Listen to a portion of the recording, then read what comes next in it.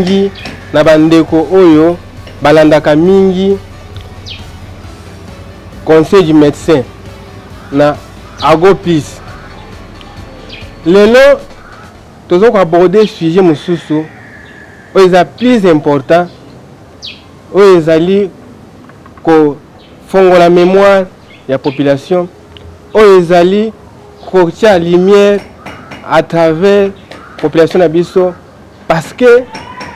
tozo constater que constat ezali amer du point de vue automédication. Automédication na mwasi azemi, automédication na population générale. Ezo sala ke par exemple to bandi na ngambo oyo ya mwasi azemi. Esengeli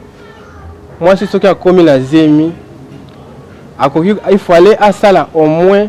3 consultations na ye. A sala consultation liboso on l'a bien au moins consultation liboso akosala ngo pour écorienter ayeba ke na sala zemi. Na première consultation wana ekosunga médecin a conseiller a orienter a talisa ye surtout na premier trimestre ya grossesse bakisi nini oyo ezali recommandé epai ya mwasi azemi. Mais population parfois par manque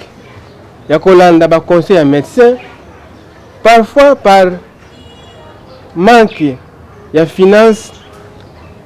ezali ko exposer population na biso basalaka automédication. Or que automédication ezali malamu te. Nazo pesa exemple na mwasi azemi. Ndenge nzambe asala mutu asi organiser nyonso. On remarque que par exemple pour na misu et se former na mayele ya nzambe pour ya sa suprême atia oto bengi cycle cellulaire. Cycle cellulaire ezana phase oyo ezalaka libanda avant kota na kati ya cycle normalement ba protéine oyo kokute pa mama il faut les kana to benga ngo checkpoint, donc point de contrôle. Il fallait agent moko soit protéine eza wana na barrière a ko examiner ba protéine oyo uchi libanda ya cellule ya mama po ekota epa mwana et former ba organe na ye. Suite ya kozanga connaissance na méconnaissance ya mama na zemi sans ko aborder ko mona minganga ezo sala ke mama komela kisi par exemple ameli tétracycline na zemi na moins de 3 mois kisi wana na médecine to benga kisi drogue. C'est que ezala befe na ngoto benga befe indésirable médicamenteuse. Befe indésirable eza befe oyo eza na kati ya kisi en dehors ya effet ya kisi effet na ko soigner mutu pe sa guérison. Mais ezala befe ya mabe eza na kati ya kisi. Befe wana eza na conséquence na kati ya évolution ya mwana. Eko bloquer ba protéines soit ba agent contraire ba basani te ba nerf ba jouer rôle ya ko sécuriser ba protéines malamu ekota pour la évolution ya organe ya mwana. Dès que maman melikisi wana ça ko conseil ça ko landa conseil des médecins et ko sala ke ba agent wana nyonso baza bloqué. Par conséquent évolution ya mwana ko salama na désordre oyo ko sala ni ba conséquences et ko sala ke tango mwana ko botama mwana olia botama par exemple na misapi 5 a botama na misapi 6 auto benga na médecine na biso polydactylie. Okomona par exemple maman alingaka botama pasa mais étant donné que amelaki kisi mama pasa wana à un certain niveau oyo il fallait mutu na mutu division cellulaire salama et séparer bana na mibale bazala soudete et fait maman melikisi sans contacter médecin sans kokende na consultation prénatale surtout na mikolo oyo par exemple toza na couverture santé universelle mais komona ke badege eza toujours kaka ebele bamama balingi basaproche te bazokima kokende na bopito eza malamu te ekosala ke mwana wana olie par exemple abima mapasa babimi fusionné biso lokola tolanda baconseil mingi te ya bamédecin ekosala ke tolobake wana eza kindoki balokaki bango to ceci cela nyonso wana eza kozanga kolanda conseil ya médecin bolanda conseil ya médecin kosunga biso na kolongola biso lumière oyo tozala yango ya flou par rapport ya automédication. Automédication na ngambo ya population mama oyo soit mwana oyo aza sous-informé aza par exemple ce qui a constaté que mwana aza na oyo fièvre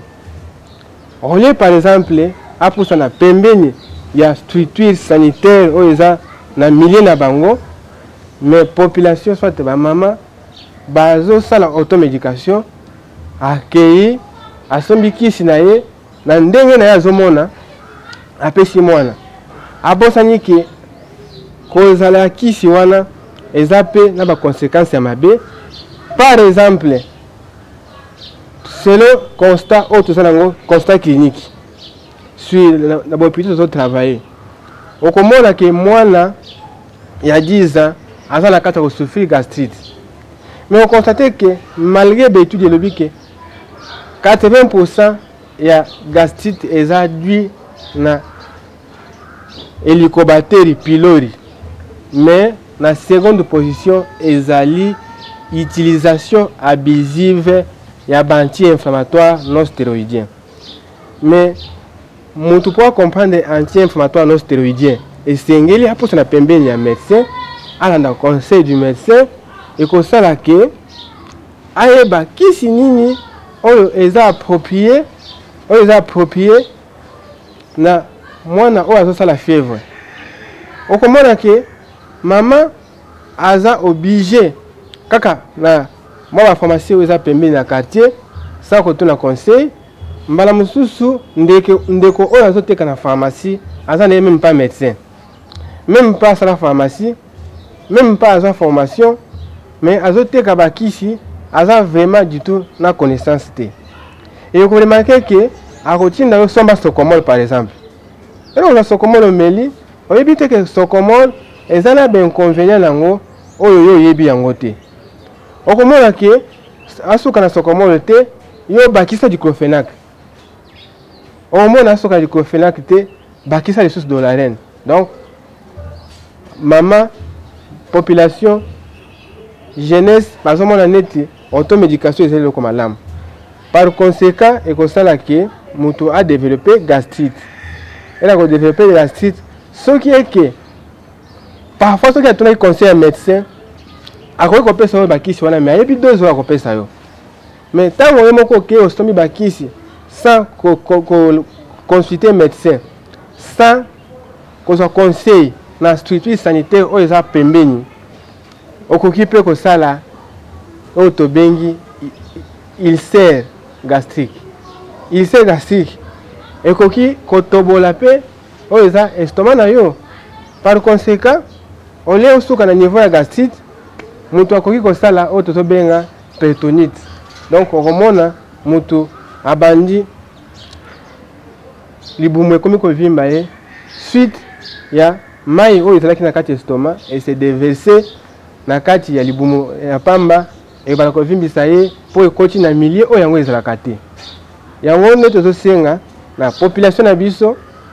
ke automédication eza na baconséquence makasi bozala connecté bozala na ago plus bolanda plus émission na biso conseil du médecin ekosunga biso na kolongola baizaleli mabe concernant automédication médecin azali moko azali pas en première position que bazosenga bino mbongo pour ba conseiller bino bazosenga te mbongo pour basala désir ya liboso soit mission ya liboso ezali ya ko sauver vie, ko sauver vie ezali ko prévenir ba maladie oyo ekoki koya ba conséquences eza mabe mais faut to prévenir que to guérir oyo ezali ba conséquences yango nde soki par exemple mutu oyo akesomba aspirine wana amelisi mwana atonaki médecin orienté okomona mutu asali fièvre bazwi bapesi ya antibiotique azoyeba te conséquence ya antibiotique oyo azopesa ye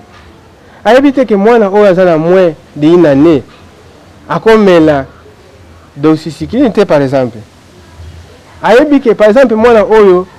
azobima mino ya sika akoki komela tetracycline te soki ameli ekobebisa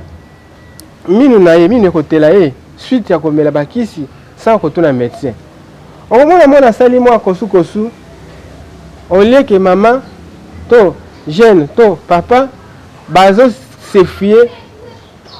na kokende na kotuna na baofisine ya mike oyo eza pembeni na biso na bapharmacie sans kolanda conseil ya médecin akozwa antibiotique apesi mwana ese ya baantibiotique ozopesa ekosala ke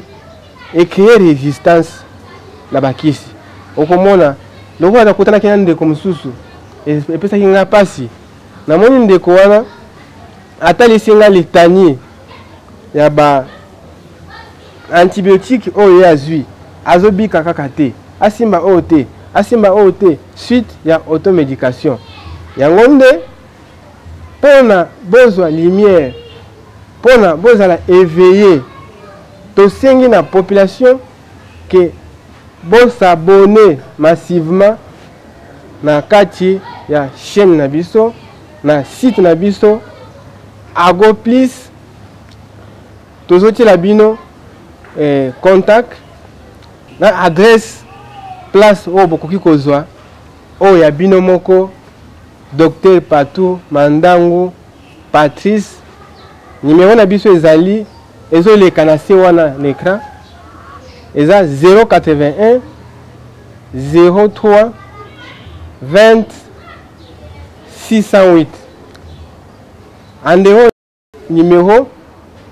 soki oza na posa ozwa biso zwa transport oyo ezokende na Kimwenza mission soki oza na rond-point ozwi transport ya Kimwenza mission bakotika yo na arrêt Kimwenza place wana soki otuni centre de santé par exemple Dieli Santé okota biso wana na avenue Anouarit numéro 5 référence lycée de Kimwenza. Ciao. Vous s'abonnez massivement.